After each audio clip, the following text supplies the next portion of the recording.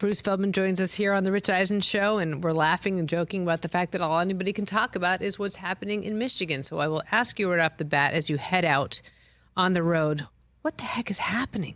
What's the latest? There's so much going on around the Big Ten now. Yesterday at The Athletic, me and my colleagues did a story about another version of signal stealing. A lot of this, though, from our sources, was gained the normal way it is in college football. But then it was put together and we obtained documents of what they looked like in terms of what the signals were, what they translated to. And I think for Michigan fans, there's an aha moment going, wait a minute, how is this different? There was advanced, ahead of time scouting as opposed to the actual advanced scouting, which in terms of like, for Connor Stallions to allegedly have gone or sent people to places to scout in person when Michigan is not involved is seen as different. And that is seen as breaking the rules. And now the commissioner of the Big Ten, Tony Batiti, who's, by the way, the new commissioner of the Big Ten, is getting a lot of pressure from the conference coaches and some ADs to act and jump in before the NCAA does and to trigger into this sportsmanship clause.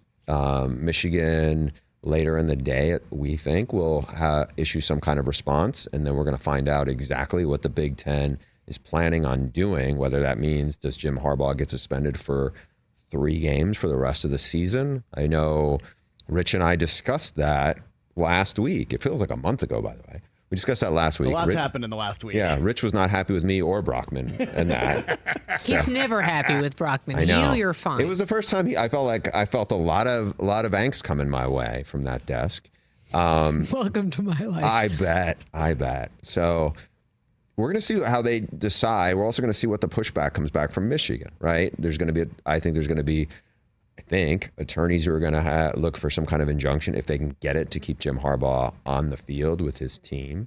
And to back one step, why is this people so fascinated and fixated on it? It's because it's Jim Harbaugh. It's because he is so polarizing. It's also because it's, a team that has a really good chance to win the national title.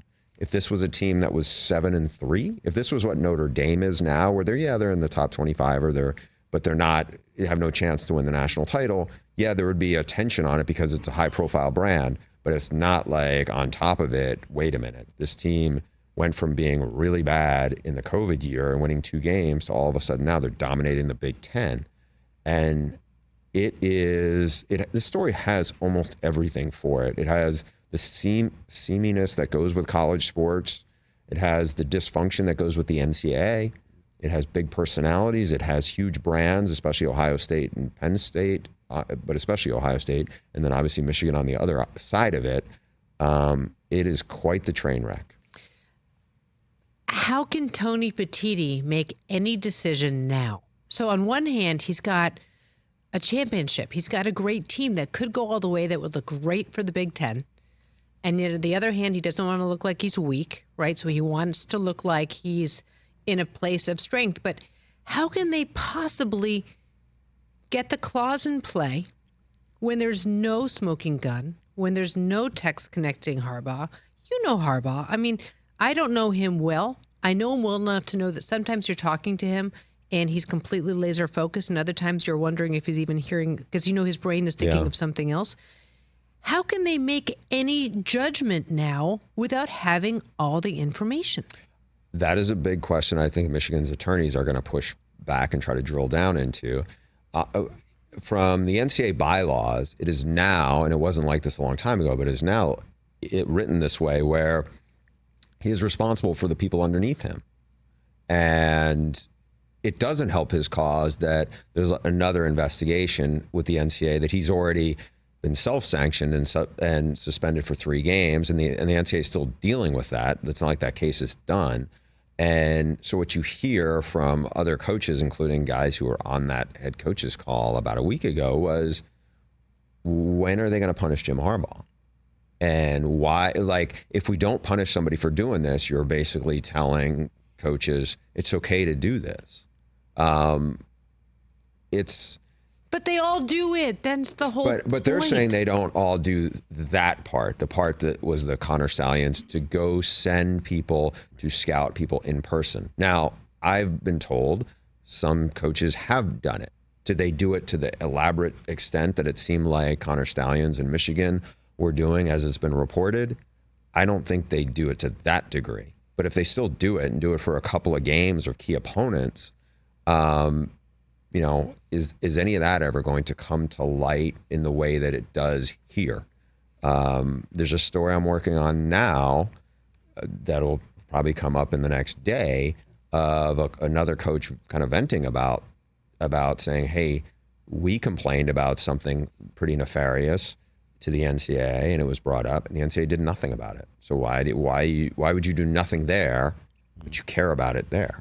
Because of Harbaugh, right? Just because of who it is and maybe the organization that it is. Yeah, I think there's, like I said, there's a lot of layers. It's because it's Michigan. It's because it's Michigan as a top 5 team, because Jim Harbaugh is in their crosshairs for other stuff. And honestly, there's big schools that are aggrieved here, you know? And so I think it's I don't want to say it's a complicated story. I do think it is complex, but I think when you lay it out that way, I just think you look at it and go, okay, I can see why Tony Petitti has a huge problem on his hands, and he's not going to be able to please everybody in his constituents here. I get it that, and I'm not blind to Harbaugh. Again, I didn't go to Michigan. I'm not a Big Ten person. I just feel like there are so many instances in sports where there's a renegade person who wants to impress people. I feel like it's Taxi Driver, only not. But I feel like there are so many people that basically run off the rails, and this guy seemed to have lofty ambitions of being involved in the Michigan program all the way up to being a head coach. I mean, that's the problem. That's the problem with having any decision coming down. I understand about the morality clause. I get it. But what concerns me, and this is what I said at the beginning of the show, there are these kids who are playing their heads off, and their legacies depend on how they play this year. And to penalize a coach for something that you're not 100% sure of that he may have been involved with, may or may not, these kids' lives and their performances and their history and their future at Michigan are at stake. Yeah, and with this team in particular, you had all these guys decide to come back for one more year. I suspect, I mean, I don't, you know, and this is not attached to the NCAA, this part of it, but like, any of the kids, do you think they had any knowledge of any of this? They're not engaged with coaches to that degree. And so that's the part that I think when people look at what is an apt punishment, you know, because a lot of times you have people, you know, who are doing what we do, who are in the sports media business or in the media business in general, who are opining on stuff, saying they will come down with a harsh punishment and say, hey, they should be banned for the postseason. And it's, you sit there and go, okay, did J.J. McCarthy or did, you know, Mike Sainristil, were they actually have knowledge of this? I mean, they didn't. Right. Yeah, so yeah. The part that, and again, this is what I talked about with Rich last week, because this is where I thought it was going and where I heard it might go, was the Jim Harbaugh suspension. Because that, to me at the time, felt more plausible in this regard. You know, at the time, Connor Stallions was a suspended analyst for Michigan. Now he's not on staff anymore. But he had been suspended, and Jim is responsible for him. And Jim is tied to the other stuff. I mean, this is a question anybody can have an opinion on. Do I think if Jim Harbaugh is not the game coach on Saturday against Penn State on the road, or the following Saturday against Maryland, or the following Saturday after that at home against, you know, arch rival Ohio State, do I think Michigan could still win? I do. Would it be harder? I would imagine absolutely. But to me, that is the most manageable, workable thing if there's going to be some kind of discipline handed down by Tony Petitti. I don't think doing any postseason ban to the players, especially if you're scrambling to do something that the NCAA cannot get in front of at this point. And by the way, like how the NCAA interviews, it's not like the Big Ten and Tony Petitti has its own investigative arm. It doesn't. So it's relying on whatever it's getting from other places. And how are they corroborating this? You know, there's a due process piece of this. I get that the Big Ten has its own bylaws and its own, you know, what it thinks it can do under the sportsmanship policy. Just as somebody who's like watching this play out and talking to people, this is why it's such a fascinating story. I think because it's the raw shot test of however you look at it, you have a different view of it. So as you head out, Bruce Feldman, to Happy Valley, what are you expecting? My gut is that Jim Harbaugh may not be coaching on Saturday. I don't know that. We're going to find out probably in the next 18 hours, I would say, which is a weird spot to be, because it's like, you know how the football schedule works over the course of a week. I mean, it's already Wednesday afternoon, you know, in the Big Ten, and the uncertainty of how this is going forward is still a big TBD. And if he's not the head coach, it's a tough place to play. And it's a really talented opponent. If he's not there, now look, they did have 3 games where he wasn't there. They were cupcake games relative to this. I just don't know what the pushback piece from Michigan is. That can you get a TRO, or, you know, just to block it, to keep him on the field. I mean, I'm not an attorney, and even if I was, I wouldn't be that familiar with their case at this point to know what may be coming out, you know. What are we missing in college football that no one's paying attention to because everyone's so fixated on this story? Good question. I think we are missing the end of a lot of stuff that's, you know, last week, Bedlam, the series between Oklahoma State, pretty much came to an end. And Oklahoma State, which had really struggled in that series, you know, they won. And it's a huge win for that program. We're seeing a lot of stuff. The Pac-12 is going to go away, right? We're seeing some really cool stories that are playing out there. I think a lot of us, especially out here where we live, have got caught up in the shiny object, which is USC and its struggles. But we're like kind of missing, you know, what's going on with Arizona. And they have surged from the ashes and turned out to be a really good program. They have a bunch of wins over ranked teams. We're seeing, you know, a terrific, you know, a couple of programs in the Pacific Northwest in Washington and Oregon. And to some degree, that has gotten overshadowed by what's gone on in the last 2 weeks. I get why it has. I mean, you just have like a lot of cool stories that are kind of getting squeezed a little bit by kind of the seaminess of the sport, or kind of the flip side of it. Since you mentioned USC with Lincoln Riley, do you think this is the pressure to make changes? He's not used to, it doesn't seem like, working with these booster types who, as you know, only too well at USC, have a lot of influence. So I wonder what it's been like that you think from the inside for him to make these decisions. I think this has been probably eye-opening for him in that he's really not struggled much as a head coach, right? And when you're in Oklahoma, I think you were the biggest show in town. And I'm not saying he didn't get questioned by anybody, but he took over for Bob Stoops. And Bob really, you know, had a program there that he built up and had a lot of resources and really good staff that Lincoln took some of those key pieces and kept them, which was smart on his part. They were bad on defense. They got a little better. And then ultimately he made a move, which I think was a hard move for him. And it was a hard move for his family in that, you know, he became a villain to a lot of people around Oklahoma, where they really bought into Lincoln Riley. That is not easy for anybody. And then he moved out here, and with a bunch of, you know, support people and assistants and those families. And it was good last year, right? Because they were so bad when he took over, and Caleb won a Heisman and there was excitement. But then this year it was like, you know, I felt like they are, I don't want to say they were making it harder than they needed to be, but you had a lot of self-inflicted stuff there. And, you know, one of the things that I think is hard is, you know, Lincoln is out here. They had an AD change, and the AD got forced out at USC. And now he has, I think, a much better AD in Jen Cohen. She came from Washington. She's really well respected in the sport, and I think she will be good for USC. But I think right now, I think this is a program that is still trying to find its identity right now. We know Lincoln is a great play caller and a great offensive coordinator, but to win a national title to get where USC is, it requires something different. It requires you need to be a great head coach. And I'm not saying Lincoln can't be that, but that's the part that was, you know, you still have to take another big step forward. And now they're going into the Big Ten next year. you have these other programs in Washington and Oregon who are really going at a high level. UCLA is good. I mean, UCLA is not great, but UCLA is not struggling mightily either. So you're going in to a much tougher dynamic. And I just think there's a lot of stuff that I think he's got to figure out going forward in terms of like, how do I manage a transfer portal again, 3.0? How do I recruit in high school here? And I have to do all this pretty fast because now I have to get a defense coordinator in because, yes, there's a lot of people who are really down on Alex Grinch who got forced out and fired last weekend.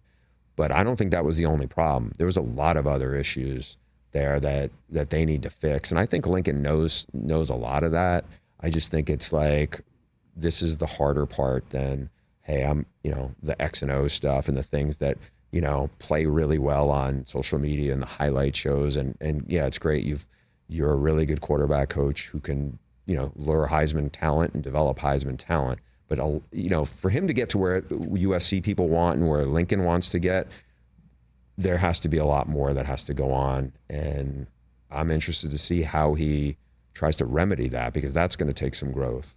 A few more questions for Bruce Feldman. Who might he get for D-Cord?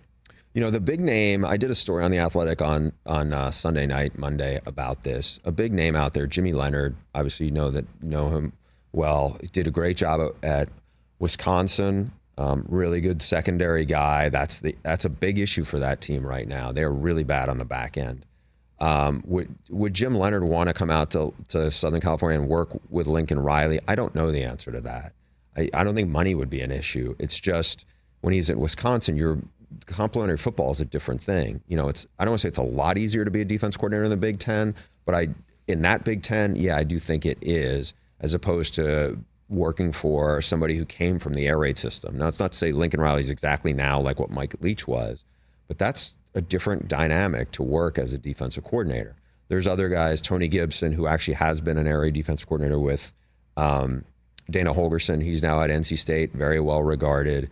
Tony White, who played at UCLA, he's done a really good job at Nebraska, and he has spent a bunch of time on the West Coast. I think there are some interesting candidates, but how they do relative to, if they to make this move, I don't think it's as seamless as it is when they work for different head coaches who maybe don't go attack the offense quite to the degree Lincoln does. Last question, and I actually hate to ask it, but I'm curious about your thoughts. What is the point of Caleb playing at this point? Like, if he's not going to be a return Heisman winner, if they're not going to win the national championship, we don't even know about conference at this point. With all he's done, he's got enough tape to show any NFL scout or team what he can do. What's the point? I think the point is for your teammates, to be honest. And it's not to say, like we see all those videos of him being very generous for the stuff he's given through his NIL to his teammates. But look, you're around them all year round, workouts, you live with them, games, obviously. Without Caleb, this team is probably a 500 team. But every time he goes on the field now, he could get hurt. He could, but I think it's like, you're preaching about finish and all these other things that go with it. When adversity hits, look, if he decided and his family decided, you know what, we're just going to get ready for the draft, I would understand it, but at the same time, I think, everything we hear, and look, coaches can be guilty of this too, but everything we hear is when adversity hits, you got to finish, and you got all these things that go with, especially the football mentality. I would say this, the most memorable thing I saw in the USC-Washington game, as wild and entertaining as it was, the most memorable thing I'll take from it was seeing Caleb jump in the stands with his mom and covered his face, and you could see his body kind of shaking. And I just was watching that, and I'm watching it on a plane as I'm coming home from wherever we were, Austin last week. And I'm just thinking, this is not like anything you would ever see in the NFL. On one hand, you look at Caleb and you're like, he looks like he's an NFL guy now, a lot of facial hair, he's not a skinny kid. He's a, strong, developed kid, very well-spoken, very thoughtful. He seems like for like 3 years, he's carried himself like almost he's ready for the NFL. And I'm not saying he's not emotionally or physically, certainly, but you watch him and you remember there's still a kid here. And that was very real to me. I was like, And hopefully it was a reminder to a lot of us. It was like, yeah, there's NIL, yeah, there's all this other stuff and all this visibility in their commercials and everything. But at the same time, if you showed me that clip and it was Jordan Love up in the stands or, whoever, like you pick the player, Zach Wilson or whoever, it would really surprise me. You just could never imagine it. Like, a Jets quarterback running in the stands but this is kind of the reality for these guys. And so I don't know what, like what's in his head, if how much he thinks about, like, do I want to risk an injury, or how much do I feel like, do I owe for the team? Do I just part of me is burning to be like, I'm not going out this way. Yep. At USC. I think only he can answer that. And it's, we're in a different place now than we were 5 years ago when Leonard Fournette, or 10 years ago when Leonard Fournette and Christian McCaffrey decided not to play in a bowl game. Those are running backs and they know injuries are a real thing. Well, Caleb's, I'm sure he has an insurance policy, but that could still be a game changer for him. Catch the Rich Eisen Show every single day on the Roku channel, 12 to 3 Eastern, for free.